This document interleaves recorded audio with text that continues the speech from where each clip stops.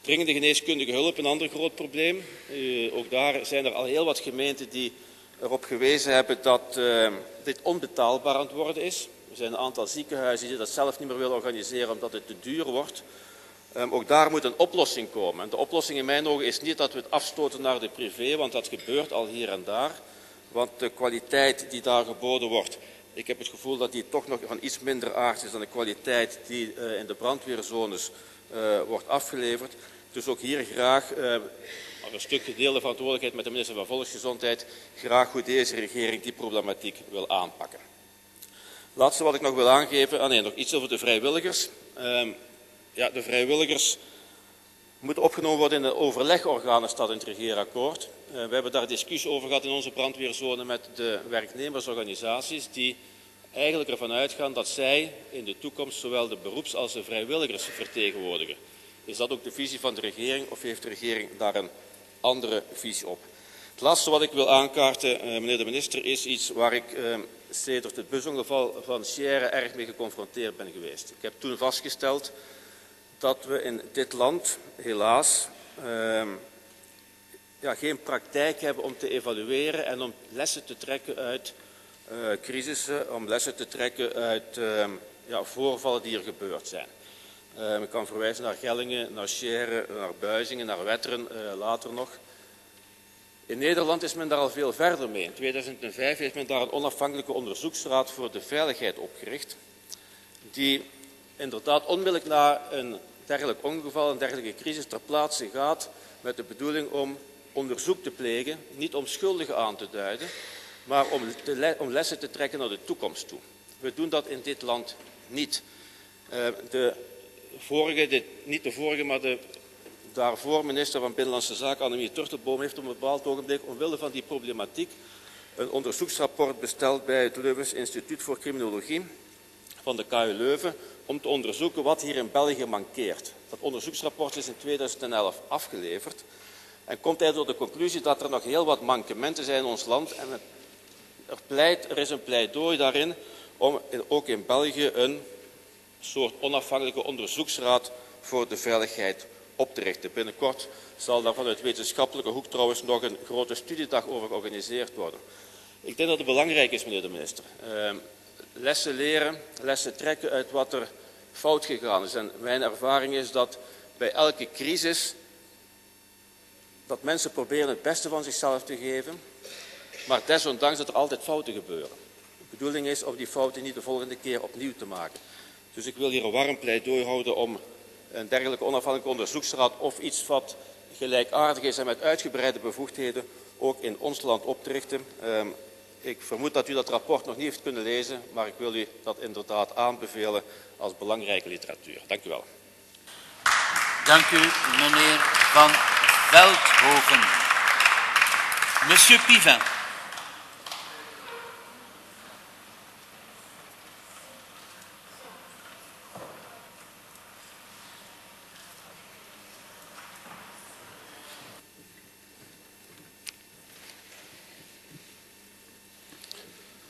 Monsieur le Président, Monsieur le Premier ministre, Mesdames, Messieurs les ministres, chers collègues, j'ai entendu prononcer hier sur les bancs de l'opposition l'expression de gouvernement sécuritaire. Alors moi, au chapitre de la sécurité, je voudrais vous lire ce court extrait. Une politique de sécurité adéquate n'est pas uniquement réactive et répressive, mais est également basée sur la prévention. L'autorité doit mettre en place une politique orientée vers la communauté, le rôle de l'agent de quartier devant notamment être renforcé en vue de la prévention des conflits. Ceci, Mesdames, Messieurs, ceci c'est dans l'accord gouvernemental. Alors il est vrai que la politique de sécurité occupe une place importante dans cet accord.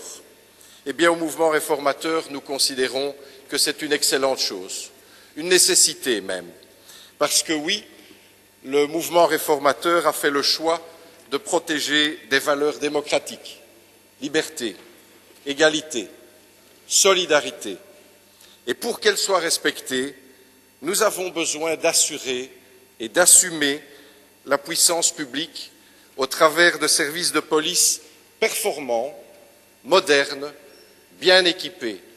Et je sais à cet égard, Monsieur le ministre de l'Intérieur, Mesdames, Messieurs du gouvernement, je sais à cet égard votre volonté d'aider au meilleur fonctionnement de nos zones de police et non pas d'œuvrer, comme je viens encore de l'entendre sur les bancs de l'opposition, et non pas d'œuvrer à complexifier leurs tâches. C'est dès lors avec satisfaction que nous assumons pleinement un accord fédéral qui prévoit une politique de sécurité intégrale fondée sur une coopération renforcée entre, d'une part, les autorités fédérales, d'autre part, les autorités régionales ou locales. Et il faut le souligner parce que cette coopération n'a pas toujours été optimale. À cet égard, il faut, je pense, se réjouir que l'accord prévoit la nécessaire valorisation du trajet préparatoire à la formation au métier de policier, au travers notamment de la garantie d'un socle de compétences adéquat et d'une évaluation du système de recrutement.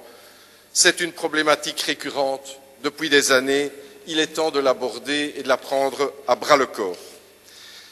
À ce niveau aussi, il est important de mettre en avant la volonté de votre gouvernement d'une collaboration accrue du fédéral vers le niveau local dans le renforcement de la réserve fédérale et de la mise à disposition de ses corps d'intervention. J'ai souvent dénoncé en une autre enceinte parlementaire, et je relayais ainsi le souci majeur de la plupart de nos chefs de corps de zone de police, le fait qu'en région bruxelloise, pour prendre cet exemple, nous n'avons pas, Mesdames, Messieurs, nous n'avons pas aujourd'hui la capacité opérationnelle de répondre à deux événements majeurs se déroulant simultanément sur le territoire. L'accord va au fond des choses, en prévoyant opportunément l'établissement d'un inventaire précis des missions des services de police fédérale et des missions des services de police locale.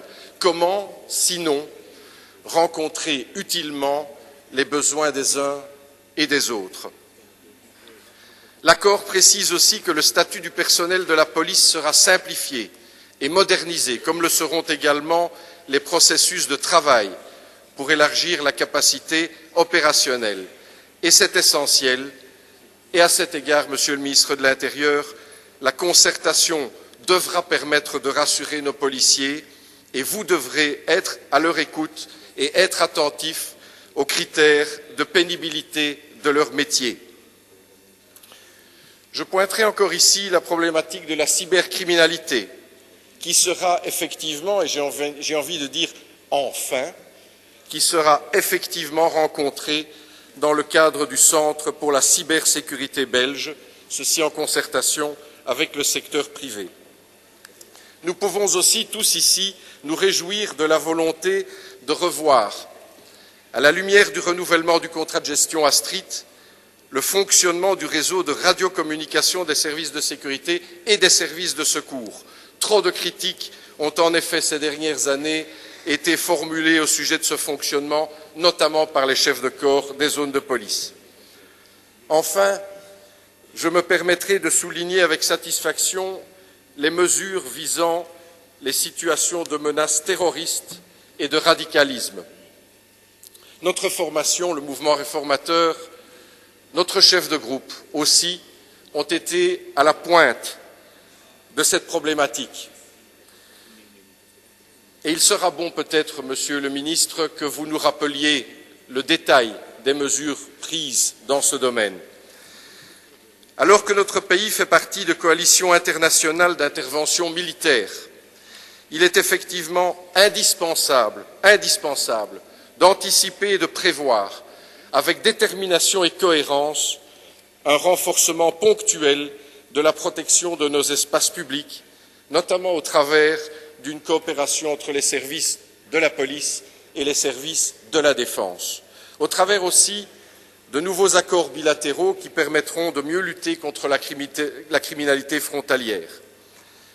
Monsieur le Premier ministre, mes chers collègues, La politique de sécurité publique fait partie intégrante du programme gouvernemental et elle en fait partie à un niveau d'importance élevé, comme en témoigne la mise en place d'un Conseil national de sécurité, organe essentiel, organe central de coordination, présidé personnellement par notre Premier ministre, à un niveau d'importance élevé parce que tout simplement à la mesure de nos besoins et de nos légitimes aspirations à un plus grand bien-être pour nos concitoyens. Je termine, j'ai une phrase. Nous savons, chers collègues, que ce gouvernement aura à cœur de donner les moyens nécessaires à assurer la sécurité de nos concitoyens et pour ces raisons aussi, ce gouvernement mérite la confiance du Parlement. Je vous remercie. Merci, M. Pivin. M. Thibault. Oui, Monsieur le Président, moi je suis quand même fort inquiet quand j'entends qu'on va diminuer les dotations aux zones de police. Je suis moi-même président d'une zone de police depuis pas mal d'années.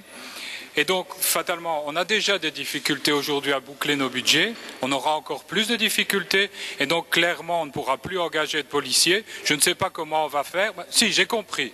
On va aller chercher les policiers du fédéral et on va les envoyer dans les zones. Croire qu'on va pouvoir faire ça, c'est ne rien connaître au système de police actuel en Belgique, monsieur. C'est une question, M. Pivin. C'est une question pour le ministre. Il me revient à l'esprit, je pense que c'est Molière qui disait « Il n'est pire sourd que celui qui ne veut pas entendre ». Nous avons entendu, mais peut-être n'étiez-vous plus là hier, nous avons entendu hier soir, nous avons entendu ce matin, vous avez raison, ce matin, c'était ce matin, j'ai encore difficile à m'en pénétrer. Moi qui siégeais au Parlement régional, qui, paraît-il, a eu une rentrée sereine. Vivre celle-ci était un grand moment de ma nouvelle vie parlementaire ici, mais ce matin, nous avons encore entendu le Premier ministre nous expliquer exactement ce qu'il en serait. Et je suis, moi aussi, municipaliste, comme bon nombre ici d'entre nos collègues, et je resterai extrêmement attentif à ce que la charge de nos communes ne soit pas accrue dans cette problématique. Mais ce n'est pas du tout ce que j'ai entendu. Ce que j'ai entendu hier, c'est qu'en 2015, il y aurait une limitation maximale, avec d'ailleurs des nuances dans une partie de la dotation, de cette indexation. C'est tout ce que j'ai entendu, rien de plus. Et je sais aussi, j'ai en mémoire le saut d'index qui devrait aider aussi à bon nombre de situations de besoins dans nos municipalités. Donc je n'ai pas la même lecture que vous de ce problème-là, et moi je suis en tous les cas rassuré par ce que j'ai entendu hier et ce matin. Merci, M. Pivin. M. de Meyer. Oui, donc rapidement, je suis très étonné, chers collègues, chers doubles collègues si je puis dire, mais dans votre qualité de municipaliste, que vous n'ayez pas perçu, comme j'ai tenté de le mettre en avant, tous les risques, tous les périls qui nous guettent, en termes de répartition des tâches, en termes de capacité sur le terrain. Donc moi j'entendrai avec beaucoup d'attention les réponses de Monsieur le ministre de l'Intérieur. Je ne préjuge pas de ce que ça va donner, mais je dis que nous devons être très attentifs à l'avenir en la matière. Monsieur Devin. Petit instant, Monsieur Devin. Chers collègues, ravi de faire votre connaissance. Effectivement, je suis également président d'une zone de police. J'ai bien entendu les moins 2%. J'ai bien entendu. Et sur le saut d'index, vous êtes bourgmestre, alors ça vous fera plaisir